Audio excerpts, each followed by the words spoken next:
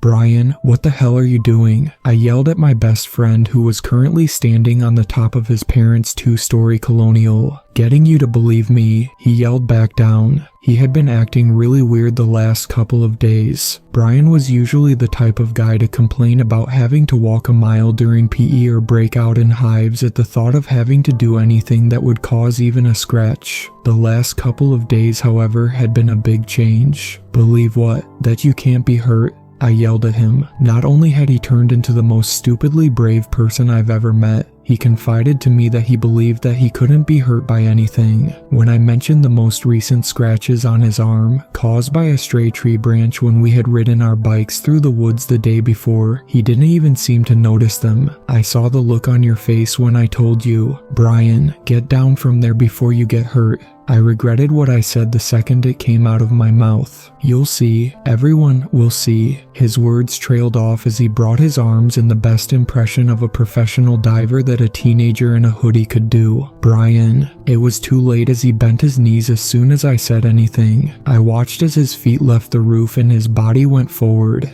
His body went in a perfect arc, his head going from the top to the bottom before he started plummeting towards his front lawn. The jump was so shocking that I couldn't even react as I watched him go headfirst past the window that showed his mother on the couch watching daytime TV. He impacted the neatly kept lawn in front of the bay windows with a sickening crunch as his neck bent in a way that it shouldn't. It was followed by the thump as the rest of his body impacted the grass and soft dirt. I couldn't move. The sound had apparently caught his mother's attention though, because she looked outside of the window directly at me. I think she saw the look of shock on my face because she got up from the couch and came close enough to see what I was looking at. When she did, she started screaming, asterisk, asterisk, asterisk. I was still holding the unopened can of Orange Crush the officer had given me at the station when my dad opened the car door. Hey buddy, I looked up and saw that we had already arrived home. It felt like I had just sat down in the car. According to the radio clock, however, it had been almost 20 minutes since we left the police station. Do I have to go to school tomorrow? I asked without getting out of the front seat. Of course not, the school. He trailed off without finishing the sentence. I had been in front of Brian's house so we could walk to school together, so of course the school knew what had happened. What I had seen. Okay, I got out of the car and was blindsided by my dad clasping me in a tight embrace. I dropped the soda I had been holding in surprise and flinched as I heard the aluminum crunch of it hitting the ground. As he squeezed me, he said, "Your mother and I are here for you. Anything you need, anything you want, just say the word." Okay. I lifted my arms and gave a weak hug back. Okay, another second and he broke the embrace. "Your mom should be home any minute. I'm really sorry that I can't stick around right now, but I should be out of the lab by 6. You going to be okay?" I didn't respond. Stupid question. Forget I asked. He walked me to the front door of the house and unlocked it. "I love you. Love you too, Dad." He hugged me again before heading back to the car and driving off. I tried to forget about what I had seen earlier in the day and been forced to talk about for the past 2 hours at the police station. I tried to forget the wailing of Brian's mother as she screamed into her cell phone at the 911 operator. I tried to forget the fact that my best friend had swan dived off the second story of his roof because he believed he couldn't be hurt. I tried and failed. I went to his Facebook page. The cover photo for his page was of the two of us playing a game of Magic the Gathering at his dining room table. I scrolled down to see that, despite the fact that school was still in session, there were multiple messages from our schoolmates talking about how much of a wonderful person he was, how nice he was, how much he improved everyone's life, and that what had happened made no sense. A lot of the messages were from people who had never talked to him when he was alive. A couple were even from people who had openly mocked us when we played our nerdy card games during lunch. They made me angry. I know I should appreciate any nice words said about my friend, but it was so easy to tell how hollow most of them were in the face of their previous interactions with us, so I wrote a message of my own on his page. "You motherfuckers didn't know shit. If you had, you would have known that something was going on with him, that maybe there was something you could have done to convince him he wasn't invincible, that, in fact, yes, you will die if you faceplant the ground from a second-story house. There was something wrong with him, and you people want to make it about how sad and empathetic you are. All of you make me fucking sick. I didn't even hesitate as I pressed the little paper airplane that told me everyone who visited his page would see the message. His mom would probably be angry with me. She would never get the chance, however, as the message disappeared from his page seconds after I posted it. What the hell? I said out loud. I had posted plenty of things on Facebook in the past that had gotten deleted, and they never did it this fast. I wrote the same thing again and watched as it appeared at the top of his page for a couple of seconds before disappearing like it had never been there. First, these assholes try to make themselves look good by feeling bad for him, then Facebook won't even let me tell them off. I was in the middle of typing a new message when I got a private message. Megan Mullally, I wouldn't try to post that again. If you do, they'll just suspend your account. I didn't recognize the name at first, but placed it when I remembered the rumor of a girl who had gone so crazy that she had dropped out at the end of last year. Megan's 12-year-old brother had committed suicide in the middle of our junior year, and supposedly she had lost her mind. The next thing she sent was a phone number and a link to some app that promised secure and private messaging with military-grade encryption. Thinking that she would want to offer some condolences, I thought about not getting the damn thing and just telling her to fuck right off. But of course her brother had committed suicide only last year, and if there was anyone who knew what I was feeling right now, it would probably be her. So I downloaded the app and texted the number she gave. Megan, is it true what you wrote?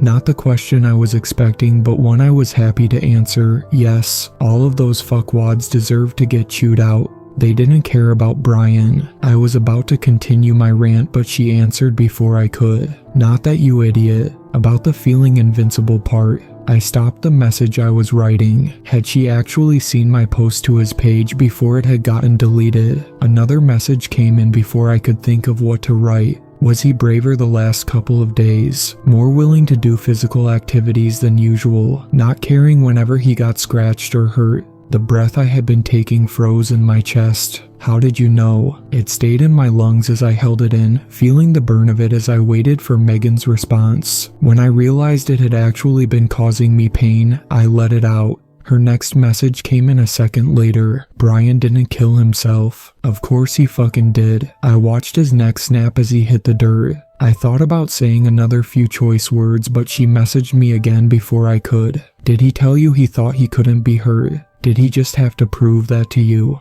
How is it possible that you know that? I hadn't talked to anyone besides the cops about what he had said. While it had leaked out pretty fast that he killed himself, no one seemed to know the weird shit that he had said before doing so, except apparently Megan Mullally. My brother said the exact same thing the day before he died. 2 weeks before it happened, my parents couldn't even get him to go on a walk with them. During that week though, you could barely keep him in the house long enough to sleep. He skipped school to go ride his bike around the park. This coming from a kid who thought Fortnite was the pinnacle of human entertainment. That sudden change in behavior sound familiar. I thought to the week before. Most of Brian and A's Friday nights consisted of playing Magic at the local shop or running our bi-weekly D&D campaign. During the last week though, I don't remember a single day of hanging out with him where he didn't want to be outside doing some sort of physical activity. Honestly, I had to go home early on a couple of occasions just from being exhausted by his seemingly boundless energy.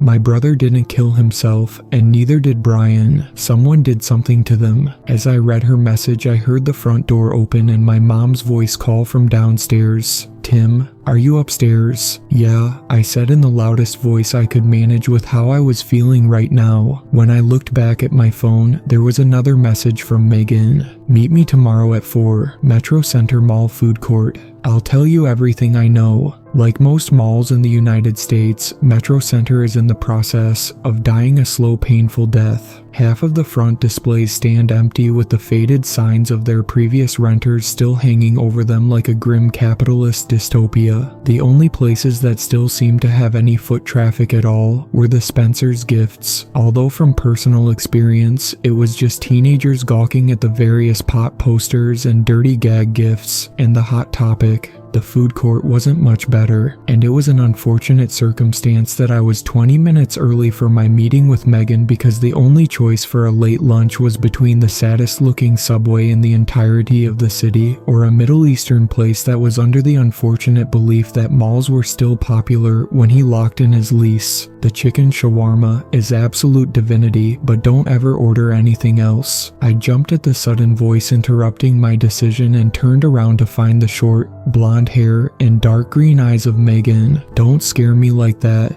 And how good could their food be if they're in a mall food court? It's not, except for the shawarma. I looked at the saddest Subway, then back at the Middle Eastern place before responding. I thought there was something you wanted to tell me, and it's not about the shawarma, she sighed. No, it's not.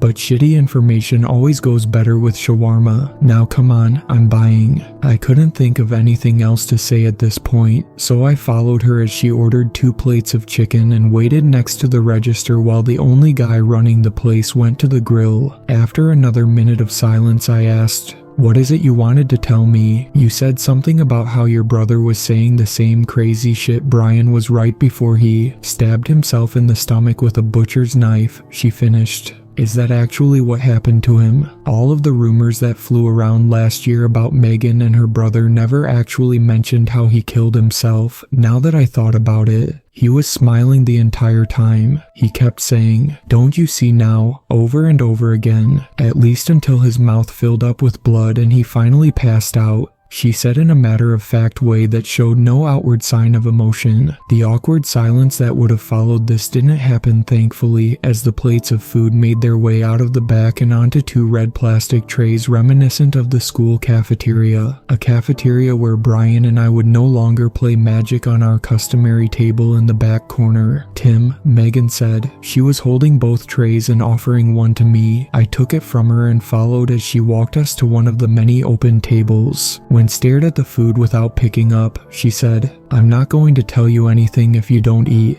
I looked at her. I watched my best friend plummet to his death yesterday and you're telling me to eat some mall food court chicken. She looked up, swallowed the piece of chicken in her mouth, and put her fork down. "Look, I know what you're going through. I'm probably the only person who knows. I'm not going to pretend that I have all of the answers about what happened to Brian and my brother, but you can't do anyone any good if you don't get some energy in you. Now eat your fucking chicken." I picked up the plastic fork sitting on the tray and stared at her. I stabbed the fork into the smallest piece of chicken on the plate and scowled as much as I could as I slipped it into my mouth. The scowl didn't last long as I felt the delicate flavor of it hit my mouth. "Holy shit," I said to no one in particular as I shoved another piece of chicken in my mouth. Megan chuckled. "I told you." We sat in silence for a minute as I stuffed the chicken into my mouth piece by piece until the only thing that was left on the plate was a small pile of yellow rice. I looked at the pile of rice on the plate with the greasy empty place where the shawarma used to be. "Do you know what toxoplasmosis is?" Megan asked suddenly. She still had half of her plate of chicken and was picking away at it. I thought for a second through the fog of misery that had been plaguing my mind before the answer finally came to me. Isn't that the thing in cat poop that pregnant women aren't supposed to get? It's a parasite. And yes, it spreads in cat poop most of the time, and it can cause a lot of problems in people with compromised or weakened immune systems, like pregnant women. Do you know what else it does? I shook my head. I didn't pay much attention in biology and didn't find it very interesting in the first place. What does a parasite have anything to do with Brian and your brother? I'm getting to that. And to answer my own question, it does nothing. Well, that's a pretty shitty parasite. It's not meant for us. Its full life cycle consists of breeding in cat guts before infecting anything else it can get its hands on. I stirred the rice on my plate. How does it get back to the cats then? She swallowed the piece of chicken in her mouth. That's the creepy thing about it actually. While 50% of the population of the world has the damn thing, it doesn't do anything to most of us. It totally fucks up rats though. It actually makes them get super aggressive around cats, rather than their usual response of running the hell away from a natural predator. Are you telling me that toxoplasmosis killed Brian? She chuckled again. No, although there are a bunch of theories about it being linked to schizophrenia and a number of other things. I stared at her in shock. There's not enough research to say conclusively if it does, but that's neither here nor there. What I am saying is it's not completely unprecedented for a parasite to change the behavior of its intended victim. I'm not trying to rain on your parade, but that sounds nuts. In response, she pulled out her phone and poked at the screen for a couple of seconds before shoving it in my face. You ever heard of Mercury Labs? I took the phone from her and looked at the screen. It was a news article from last year with the headline, Mercury Labs successfully alters the genetics of toxoplasmosis to help combat HIV. Yeah, I think I remember my dad saying something about that a while ago. What does that have to do with anything? Megan looked shocked. Your dad works for Mercury Labs? Yep, something in the biomedical division, I answered. I honestly had no idea what my father did, but based off of what she was telling me, it might be a good idea to learn. Your dad works for a company that's capable of altering the genetics of a parasite that's known to alter the behavior of things that it infects, and you didn't think that was important. I shook my head. And you're saying it's my dad's job that caused Brian and your brother's death? Because what? Something they were working on escaped the lab and infected them somehow, that it made them confident and delusional to the point of accidental suicide. Yep, I thought for a second before coming to a conclusion. You're absolutely You never believe me, woman. Megan and I both turned to see an older man who just looked absolutely pissed at what I assumed to be his wife. They were about 30 feet away next to the escalators that led to the first floor of the mall. The woman who was the target of the shouting responded to her irate husband. You've been acting strange the past couple of days, honey. Maybe we should see Dr.